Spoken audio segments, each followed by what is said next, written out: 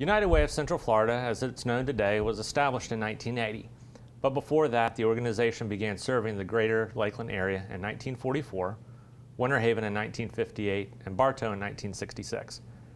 In 1987, Highlands County was added to the service area, and today, the Central Florida organization covers the largest geographical area of any United Way in Florida and serves Polk, Highlands, and Hardee counties. With the new Chief Executive Officer, United Way of Central Florida will continue to grow, transform, and impact lives within our community. More on all of this coming up in Polk Place.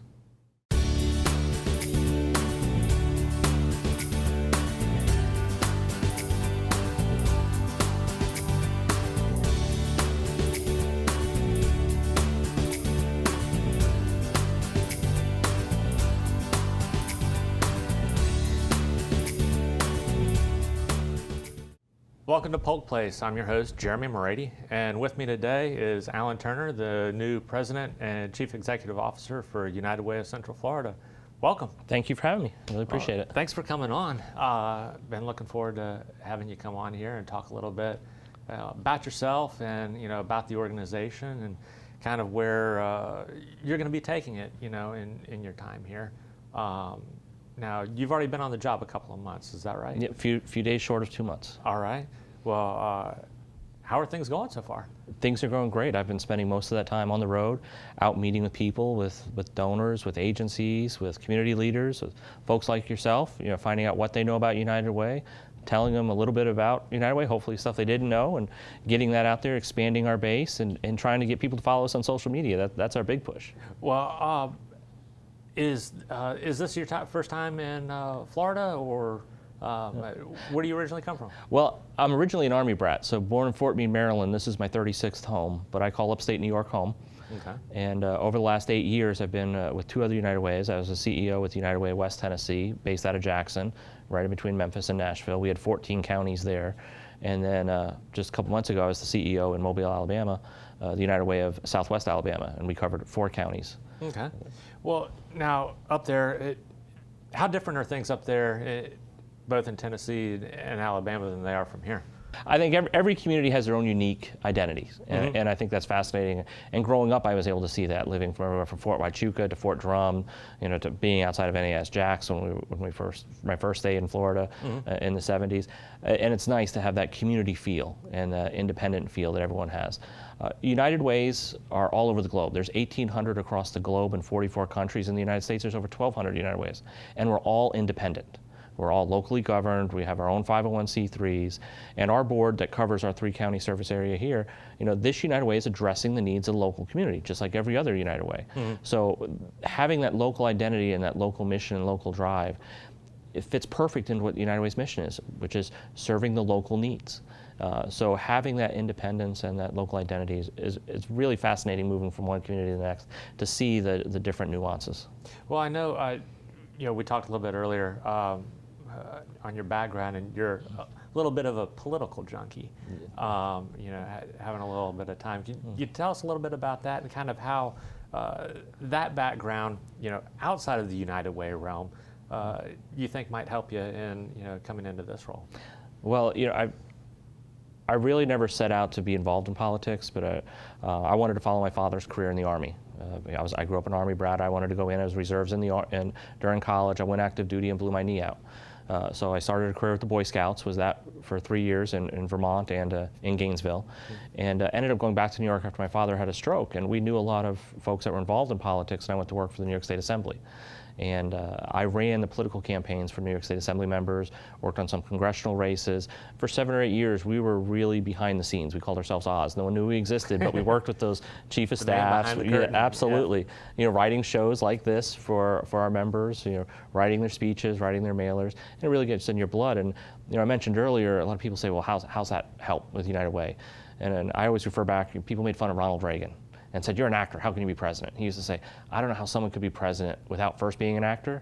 It's much like running a nonprofit. I don't know how someone can run a nonprofit without having a background in politics. You have a very diverse constituency base. You have to be able to know how to communicate your message, and you know you're representing that organization. You're never off. Like an elected official, you're never off. You are that job. When I'm out in the community, I see myself representing the United Way. Having that background has really helped, get myself entrenched in the United Way system.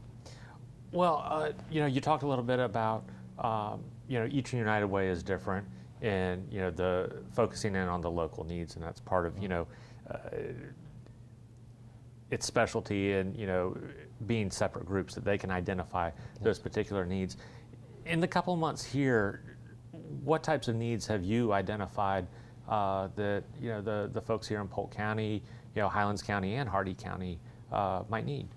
Well, about 8 years back, United Way of America really did a needs assessment and discovered about 95% of the United States, the needs really were addressed under education, health, and income.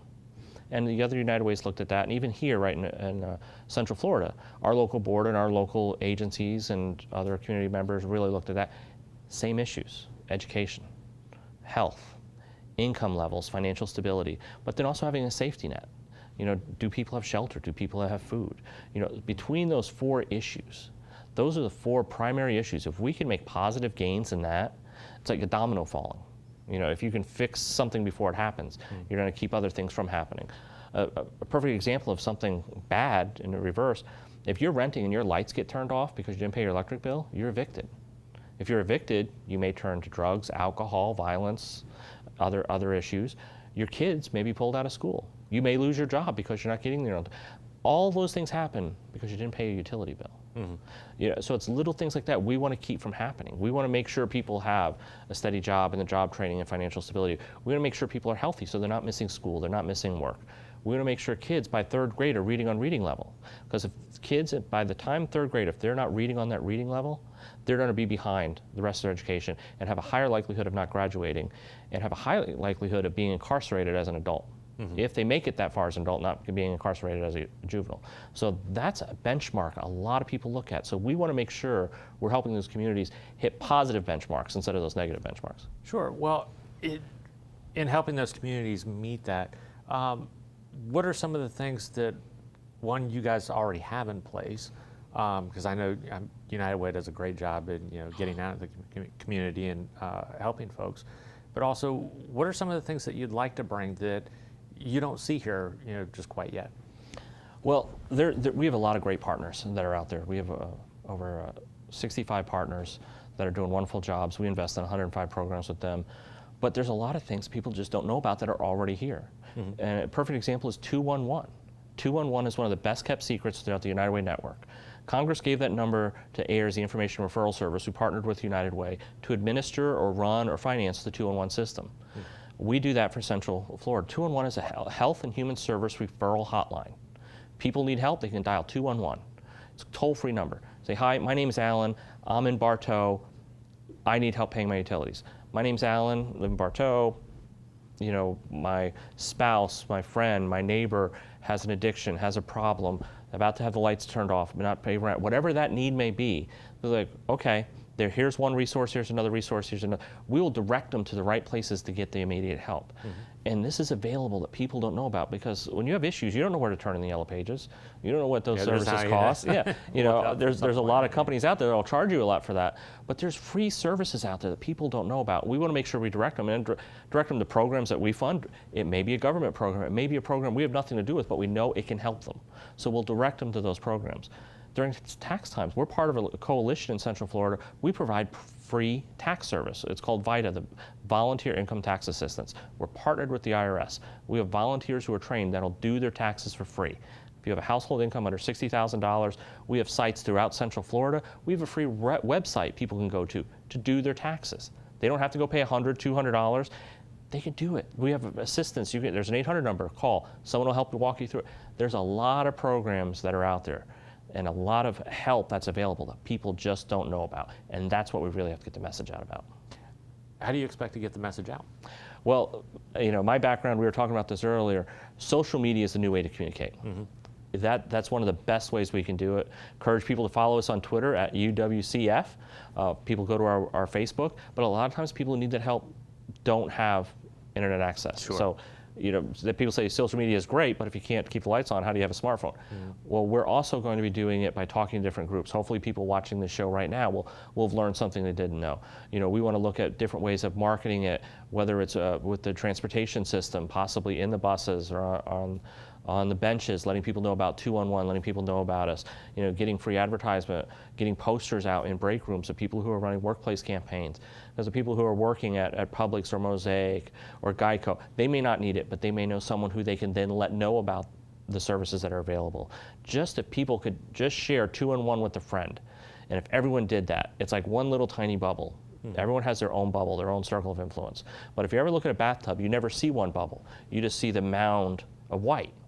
That's everyone's bubble. If everyone in this community would just connect and share that information, we'd have a mound of information going across the community. So that's what I want to do with social media, is have people share it, and whether by word of mouth or whether by using their Instagram, their Facebook, their Twitter accounts, just sharing the information. Okay. Well, sounds pretty exciting, and I mean, we'll certainly help out in any way that we can for that. Well, I appreciate that. So now you're in here 2 months. Have you set any specific plans in what you'd like to see in the direction for the organization to go? Well, I think we have a solid base. We work with about 350 companies annually for our campaign, and we're so grateful for their support. But we want to expand our base. We've put a goal out there of having 500 companies partner with us during this campaign season to run a workplace campaign. That's letting us come in, talk about United Way, and hopefully the employees will want to give through payroll deduction or one-time checks or however they can contribute. But we also want to let people know about the programs and services that are out there, a few that I mentioned earlier.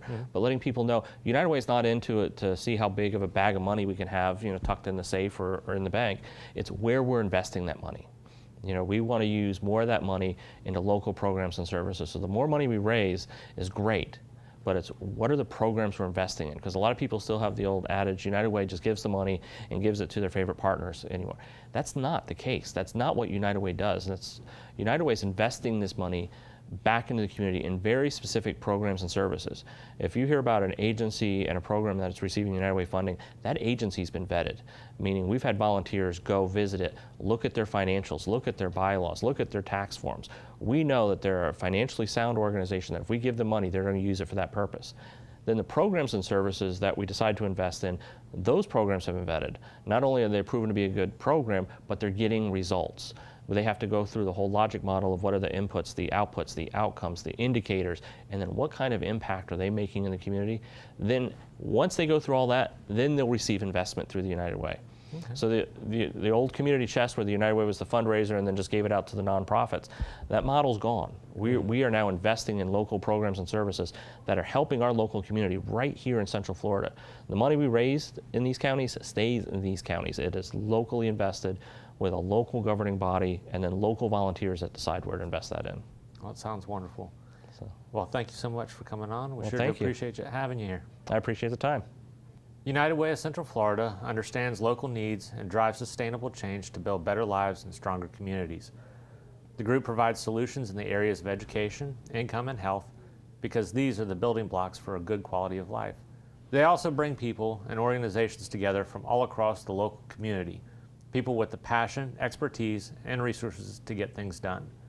For more information about how you can help the United Way of Central Florida, give them a call at 863-648-1500 or look them up on the web at www.uwcf.org.